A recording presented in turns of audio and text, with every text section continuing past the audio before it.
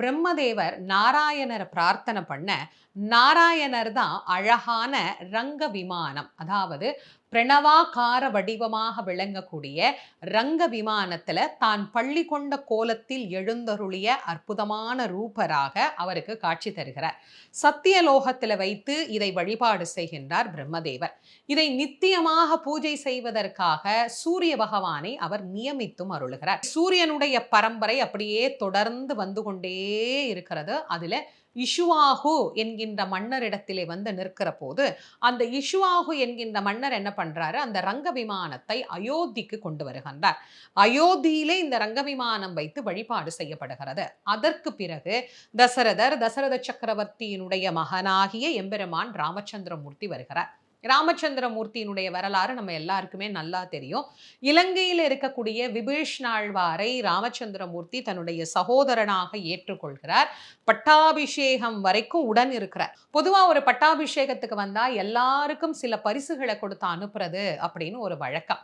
அப்போ ராமர் என்ன பண்றாரு, தன்னுடைய முன்னோர்களால் பூஜிக்கப்பட்ட இந்த ரங்க விமானத்தை விபீஷ்ணாழ்வாருக்கு பரிசாக தந்து விடுகிறார்.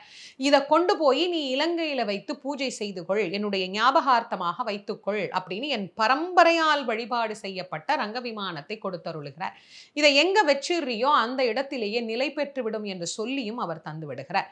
அவர் அதை எடுத்துக்கொண்டு ரங்க விமானத்தோடு புறப்பட்டு இலங்கைக்கு வருகிறார். வருகின்ற வழியிலேயே நம்ம இன்னைக்கு பார்க்கிறோம் இல்லையா, ஸ்ரீரங்கம், காவேரிக்கும் கொள்ளிடத்துக்கும் இடையிலே அமைந்திருக்கக்கூடிய ஒரு சின்ன தீவு மாதிரி அமைந்திருக்கிற ஒரு அற்புதமான பகுதி தான் அந்த ஸ்ரீரங்கம். அப்ப சுற்றி அப்படியே ஒரு மாலை மாதிரி இருக்கும். நடுவுல இந்த இடத்துல வைத்துட்டு அவர் தன்னுடைய பூஜை நிமித்தமாக அப்படி போயிட்டு திரும்ப வந்து அதை எடுக்க போறார். ரங்க விமானத்தை அவரால் எடுக்க முடியல.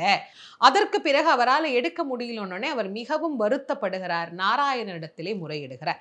எனக்காக தானே சுவாமி நீங்க வந்தீங்க, இங்கேயே உட்கார்ந்துட்டீங்கன்னா என்ன அர்த்தம், வாங்க என்னோட இலங்கைக்கு வாங்க அப்படின்னு கூப்பிடுறார். அப்ப எம்பெருமான் அவருக்கு காட்சி தந்து சொல்றார், உனக்காக தான் நான் வந்தேன், உன் நாட்டின் திசை நோக்கித்தான் நான் இருப்பேன், நீ கவலையே படாத. ஆனா காவேரிக்கு நான் ஒரு வரம் கொடுத்திருக்கிறேன். எப்போதுமே உனக்கு பெருமை சேர்க்க வேண்டும் என்பதற்காக உன்னிடத்திலே நான் இருப்பேன் அப்படின்னு காவிரிக்கு நான் ஒரு வரம் கொடுத்திருக்கிறேன்.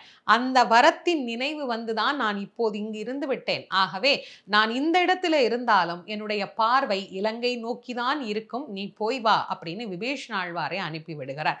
அப்போது நமக்கு அங்கு தங்கிய அந்த ரங்க விமானம் தான் இன்றைக்கும் நாம் வழிபட்டு கொண்டிருக்கிற ஸ்ரீரங்கத்தினுடைய ரங்க விமானமாக நமக்கு காட்சி தருகிறது.